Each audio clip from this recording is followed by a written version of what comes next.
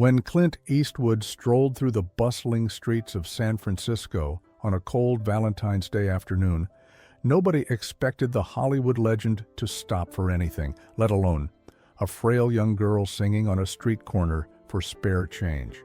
But when a heartless officer tried to shut her down, Clint did what Clint does best.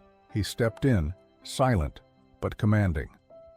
What happened next wasn't just an act of kindness, it became a story that shook the world. Because in true Clint Eastwood fashion, he didn't just give this little girl a gift, he gave her a second chance at life. It was a crisp San Francisco afternoon, the kind of cold that bit at exposed fingers and sent breath curling into the sky like wisps of smoke. Valentine's Day brought a rush of people to the streets, couples huddled together, exchanging roses and chocolates, their laughter ringing through the air. But on one busy corner near Union Square, where the scent of roasted chestnuts mingled with the city's ever-present salt-kissed breeze, a different kind of love story was unfolding. Lily sat cross-legged on the cold pavement, a small guitar resting in her lap. The instrument was worn, its body scuffed from years of use, but to her, it was priceless. A handwritten sign, carefully drawn with pink and red markers, leaned against the curb beside her, singing for hope, "Help me fight my illness." At just 10 years old, Lily was frail yet unbreakable, her bright blue eyes scanning the passing crowd with quiet determination. Strangers glanced at her as they walked by, some with fleeting sympathy, others too distracted by dinner reservations and Valentine's surprises to stop. A few slowed just long enough to toss loose change into the mason jar at her feet, the soft clinking sound blending into the city's chaotic symphony. Despite the numbing chill that seeped into her thin jacket, Lily wrapped her small hands around the guitar's neck and began to strum. The first chords rang out, delicate but sure. She took a breath, steadying herself before she began to sing, a love song, one she had written herself. Her voice, soft yet hauntingly beautiful, floated through the cold air like a melody searching for a home. It wasn't loud, it wasn't polished, but it was pure, filled with something no amount of studio production could replicate, raw, aching emotion. A couple, walking hand in hand, paused. A woman waiting at the crosswalk turned her head. A businessman, mid-phone call, lowered his voice. The sound of Lily's song wasn't just music, it was hope, woven into every note. She closed her eyes as she sang, pouring her heart into the lyrics. Lyrics about love, about holding on, about believing in something, even when the odds were against you. Because today, Lily wasn't just singing for money. She was singing for a chance at something bigger.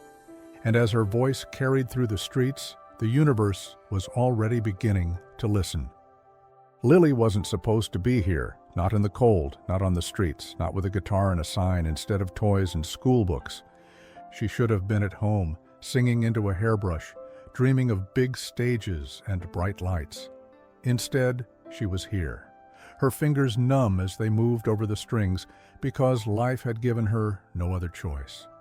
The leukemia had crept into her world like an uninvited guest, stealing away her energy, her childhood, her certainty about the future.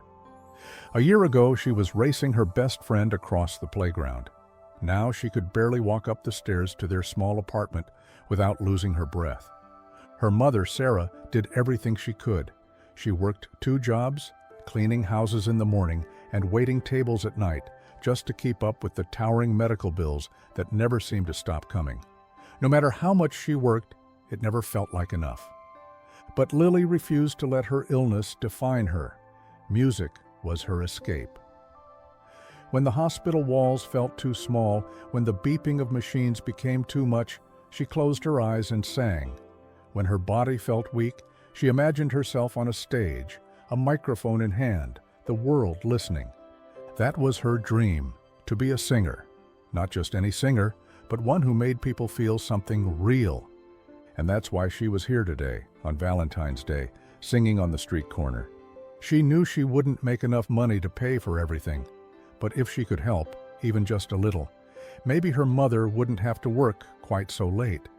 Maybe she could afford the next round of treatment without skipping a bill, or maybe, just maybe, someone would hear her song and believe in her dream as much as she did. As she finished another verse, a little girl with pigtails tugged on her mother's sleeve. "Mommy, she sings like an angel," she whispered, dropping a $1 bill into Lily's jar. Lily smiled, her heart swelling with gratitude.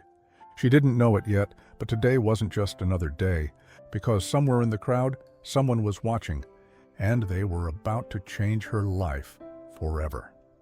Lily's voice drifted through the air, delicate yet powerful, weaving through the city's chaos like a thread of something pure and untouched.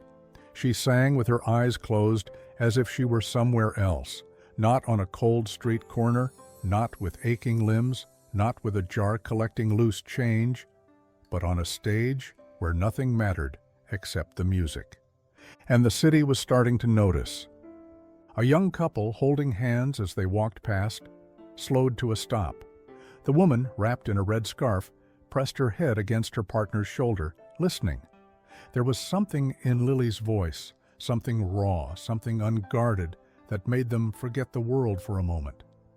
A boy no older than 7 stood a few feet away, wide-eyed, gripping his father's hand. He tugged at his sleeve. "Dad, can we give her some money?" he whispered. His father glanced at Lily, then at the simple sign propped beside her. Without hesitation, he pulled out his wallet, handing his son a crisp $5 bill. A group of teenagers, their laughter echoing down the block just moments earlier, grew quiet as they approached. They lingered at the edge of the crowd, arms crossed, but there was something in their faces, something softer now, something listening. Then an elderly woman shuffled forward, her movements slow but purposeful. Her eyes shimmered with unshed tears as she carefully pulled a $20 bill from her coat pocket, folding it gently before placing it into Lily's jar. She didn't say anything, just offered Lily a small, trembling smile, as if she knew pain, as if she understood. Lily noticed, and something inside her warmed, despite the cold air pressing against her skin. She wasn't just singing to survive anymore, she was connecting. One by one, people stopped. Some dropped coins into the jar, some stood silently, simply listening. Others took out their phones to record, their cameras capturing a moment that felt like it was bigger than the street it was happening on. For just a few minutes, the city slowed down. The honking taxis, the hurried footsteps, the rush of Valentine's Day couples moving from store to store, it all faded into the background. Because here, on a cold street corner, a little girl with a dream was reminding everyone what music was meant to do, and without knowing it, she was about to change everything. Lily strummed the final chord, her fingers trembling from the cold, but her heart was warm. The small crowd that had gathered around her clapped and cheered, some even whistling in appreciation. Someone placed a single red rose in her donation jar, a quiet Valentine's Day gift from a stranger. Lily smiled, her chest rising with something she hadn't felt in a long time, hope. And then, like a shadow creeping in from the edges, it happened. A sharp voice cut through the moment like a blade. "All right, that's enough," the man said. Lily froze mid-motion, her fingers still resting against the guitar strings. A street officer, dressed in a stiff navy uniform, stood in front of her, arms crossed. He was older, stocky, with the kind of expression that told the world he was not in the mood for excuses. "You can't be soliciting money here," he said flatly, his eyes flicking toward the jar of coins and bills. The crowd murmured in protest, shifting uneasily. A woman in a beige coat turned to the officer. "She's just a kid," she said, voice sharp with disbelief. Lily's mother, Sarah, had been watching from a few feet away, keeping her usual protective distance. But the second she saw the officer, she rushed forward, heart pounding. "Please," she said, breathless. She's just trying to help with—" The officer held up a hand. "I understand," he said, but his tone suggested otherwise. "Rules are rules. No unauthorized street performances, No soliciting money without a permit. Sarah's face paled. A permit? She hadn't even thought about it. Lily looked up at her mother, then back at the officer. Her lips parted, but no words came out. The crowd grew tense, watching as the officer stepped toward the donation jar. Then, just as his hand reached out, a deep, gravelly voice cut through the tension like thunder rolling over the hills. Is that any way to treat a kid? The crowd turned as one, faces shifting from concern to surprise. Standing just a few feet away, his weathered hands tucked into his jacket pockets, was a man with a presence that turned heads even in the busiest of cities. A man whose voice carried more weight in a whisper than most did in a shout. A man named Clint Eastwood. Lily's breath caught in her throat. And in that moment, everything changed. The crowd parted like the Red Sea, all eyes locking onto the figure who had just spoken. There, standing a few feet away, was Clint Eastwood, the legend, the icon, the man whose presence could silence a room with nothing more than a look. He stood tall, weathered yet unshaken, a classic brown jacket slung over his shoulders. His hands rested casually in his pockets, but his piercing gaze, sharp as ever, filled with quiet intensity, was locked onto the street officer. Is that any way to treat a kid? His voice was gravelly and measured, the kind that didn't need to be raised to command attention. The officer, a man who had exuded confidence just moments before, visibly stiffened. A flicker of recognition crossed his face, his rigid stance faltering as the weight of the situation set in. He was standing toe-to-toe with Clint Eastwood, and suddenly, enforcing a street permit law didn't seem quite as important.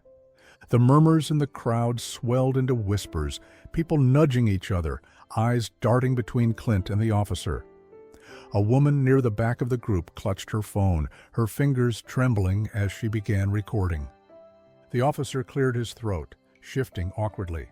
"Sir, I was just following protocol," he muttered, his voice lacking the authority it held seconds earlier. Clint took a slow step forward, his presence alone enough to make the officer take a step back. "That's so?" Clint said, tilting his head slightly. A long beat of silence stretched between them. The officer hesitated, glancing at the crowd, then at Lily, who was still clutching her guitar, her fingers frozen over the strings. Without another word, the officer exhaled, raised his hands in surrender, and stepped away. "All right, forget it," he muttered. "Just keep it moving." And with that, he turned and disappeared into the city. The crowd broke into scattered applause, people laughing in disbelief at what they had just witnessed. A few started murmuring excitedly, the energy shifting from tension to something else entirely. Wonder, amazement, pure awe. But Lily? She just stared at Clint Eastwood, barely able to breathe. This wasn't real. Her heart hammered in her chest, her mind struggling to catch up with the moment.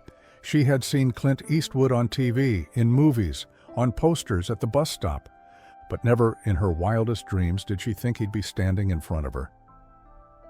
You're Clint Eastwood," she finally whispered, barely able to get the words out. Clint gave her a small, knowing smile. "So, I've been told." The crowd chuckled, but Lily barely heard them. Her entire world had just shifted on its axis. The air was electric. People weren't just watching anymore. They were hanging on every second, eyes glued to the unfolding moment. Clint took a slow step toward Lily, his rugged face softening as he crouched beside her. He didn't say anything at first, just looked at her, really looked at her, as if he were seeing something deeper than just a little girl with a guitar. "You've got quite a voice, kid," he finally said, his words low but full of something real, something that felt like respect. Lily felt her breath catch in her throat. This wasn't just anyone saying this. This was Clint Eastwood. Her hands trembled against the guitar's neck. She was still too stunned to move, too stunned to speak. Thank you, Mr. Eastwood," she stammered, her voice barely above a whisper. Clint smirked just slightly. Call me Clint." She swallowed hard, nodding, trying to process the impossible. He gestured toward the guitar in her lap. "Mind if I hear another song?" Lily's fingers tightened instinctively around the guitar. Another song, in front of Clint Eastwood. She felt the heat of 1,000 eyes watching her, the hum of the city stilling as the weight of the moment settled over her. Her hands shook. What if she messed up? What if her voice cracked? What if she wasn't good enough? And then, as if sensing her hesitation, Clint gave her the smallest nod, a silent reassurance. "You got this." Lily took a deep breath, and then, slowly, she pressed her fingers to the strings and began to play. This time, her voice didn't shake. This time, she sang her heart out. She poured everything into the song, the fear, the hope, the love she had for music, the dream she refused to let go of. She sang as if this was her moment to prove that she was meant for something more. And as her voice soared into the San Francisco air, Clint Eastwood listened. Not just out of curiosity, not just out of politeness, but because he heard something in her voice that no one else had noticed before. Something real, something worth believing in. For a moment there was only silence, the kind of silence that wasn't empty but full, charged with something bigger than words. Then, all at once, the crowd erupted into applause. It wasn't polite clapping. It was real, thunderous, unrestrained. A wave of cheers, whistles, and shouts of encouragement filled the air. A man near the back hollered, "That was incredible." A woman wiped at her eyes, whispering, "She's got a gift." Phones were raised in every direction, capturing the moment, capturing her. Lily, the little girl with a guitar and a dream, had just given the performance of her life. But the biggest moment of all was still to come. Clint Eastwood stood slowly, slipping his hands into his jacket pockets. For a moment he just looked at Lily, that same quiet intensity in his eyes. Then, as if he had already made up his mind, he reached inside his jacket and pulled out a checkbook. The crowd fell silent again, watching in awe. Lily's breath hitched. Her mother, Sarah, gasped softly, eyes flickering between Clint and the checkbook in his weathered hands. Clint flipped it open, pulled out a pen, and began writing. The only sound was the faint scratch of ink against paper. Then, with that same easy, deliberate motion, he tore the check free and held it out to Lily. "This should cover more than just a few songs," he said, a rare smile tugging at the corner of his lips. Lily's hands shook as she took the piece of paper, her heart pounding in her chest. She lowered her gaze, scanning the check, and then she saw the number, $100,000. The world tilted. Sarah let out a sharp breath, covering her mouth with both hands as tears welled in her eyes. Lily just stared, unblinking, as if she had forgotten how to breathe. Gasps rippled through the crowd, followed by murmurs of disbelief. "Is this real?" someone whispered. That's life-changing," another voice choked out. Lily's lip trembled, her fingers curled around the check, her body overcome with something too big, too powerful to hold in. And then she broke. Tears spilled down her cheeks, her small shoulders shaking as the overwhelming weight of gratitude, relief, and disbelief washed over her. Sarah knelt beside her, pulling Lily into her arms, whispering, "Oh, baby, oh my God." Clint crouched again, placing a gentle hand on Lily's shoulder. "You keep singing, kid," he said softly. "The world needs to hear you." The crowd, still buzzing with shock, began clapping again, not just for Clint, but for Lily, for her courage, for her resilience, because in this moment, she wasn't just a little girl with a guitar on a street corner. She was something so much more. It started with one video. A woman who had been in the crowd that day uploaded a clip of the moment, Lily's breathtaking performance, the officer backing down, Clint Eastwood stepping in, and, finally, the moment Lily saw the check. Within hours, it had gone viral. By the next morning, it was everywhere. Major news outlets picked up the story.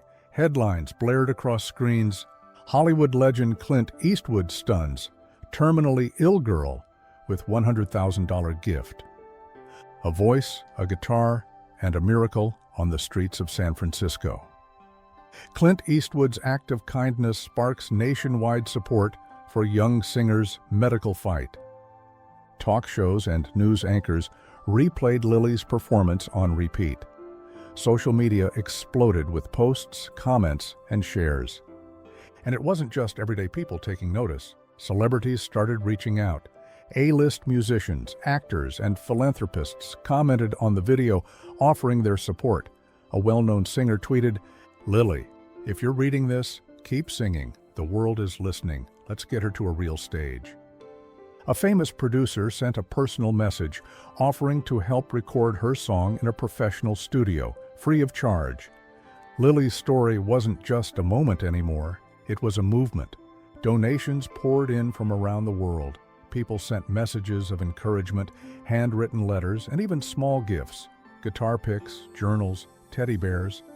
And the donation jar that once held small bills and coins? Now, it represented something far greater. Hope. A chance at a future that didn't seem possible before. Sarah watched in stunned disbelief as medical bills that once felt insurmountable were being covered. She no longer had to worry about how to pay for Lily's next treatment. People were helping. Because kindness, like music, had a way of spreading. And it all started because one man stopped to listen, because Clint Eastwood believed in her, and now the whole world did too. Lily never could have imagined how much her life would change in just a few days. After Clint Eastwood's legendary gesture, after the viral videos, after the outpouring of love from across the world, the real miracle began. Doctors, specialists, and researchers took notice of Lily's case. The best hospitals, the kind her mother never dared to dream of, offered their help. Medical treatments that once seemed out of reach were suddenly within grasp. And Lily? She fought. She fought harder than ever, pushing through every treatment, every round of chemotherapy, every day of exhaustion. But this time, something was different. This time, she had hope. Her mother no longer stayed awake at night, staring at bills she couldn't pay. Now she held her daughter's hand with confidence, whispering, "You're going to make it, sweetheart." And she did. Months passed, then a year. Lily's body grew stronger. The color returned to her cheeks. The fatigue that once made every step a battle slowly faded. She still had hurdles, but she was winning. She was getting her second chance. But one thing never changed. She never stopped singing. If anything, her voice became more powerful, more fearless, more alive than ever before. Her story had inspired millions, and she knew she couldn't let it end here. Music producers, record labels, and industry professionals lined up, offering to help her record her first professional song. She stepped into real studios where famous artists had once stood and recorded the music that had once only existed in her dreams. And Clint? He never asked for recognition. He never took credit for what had happened. He simply watched from a distance, his quiet support never fading. Because he knew the truth. He hadn't made Lily who she was. She had. He had just given her the chance to show the world what she was capable of. And now, the world was finally listening. The theater was packed. Thousands of people filled the seats, waiting. The stage lights dimmed, then glowed golden, illuminating the massive set. Camera crews adjusted their angles, preparing to broadcast this moment to millions across the country. And backstage, Lily stood in a beautiful gown, clutching her microphone. Her fingers trembled, not from nerves, but from pure disbelief. A year ago, she had been singing on the cold streets of San Francisco, hoping to raise enough money for another round of treatments. Now, she was about to perform on national television, on a stage far grander than she had ever imagined. She took a deep breath, and then the curtain lifted. A soft piano melody filled the air as Lily stepped into the light. She closed her eyes for a moment, feeling the weight of everything that had brought her here. The long hospital nights, the pain, the fear, the street corner, Clint Eastwood. And then she began to sing. Her voice soared, pure, and full of something far greater than sound. It was her story, her journey, her heart. The audience sat, frozen, entranced. They weren't just hearing a song, they were feeling every note, every emotion, every ounce of strength it had taken for Lily to be standing there. And as she reached the final verse, her voice soft but unwavering, she whispered the words that made the entire audience hold their breath. "This song is for the man who gave me my second chance. Thank you, Mr. Eastwood." Backstage, in the shadows, Clint Eastwood stood watching. He didn't like attention, he never had. But tonight, he allowed himself a rare smile, because he saw it now, what he had always known to be true. This wasn't just about survival, this wasn't just about luck. This was about a little girl who had found her voice and used it to change the world. The song ended. For a moment, there was silence. Then, the crowd rose as one, a thunderous standing ovation shaking the very walls of the theater. Lily stood there, her eyes glistening, her chest rising and falling as she took in the overwhelming applause. She had made it. She was here.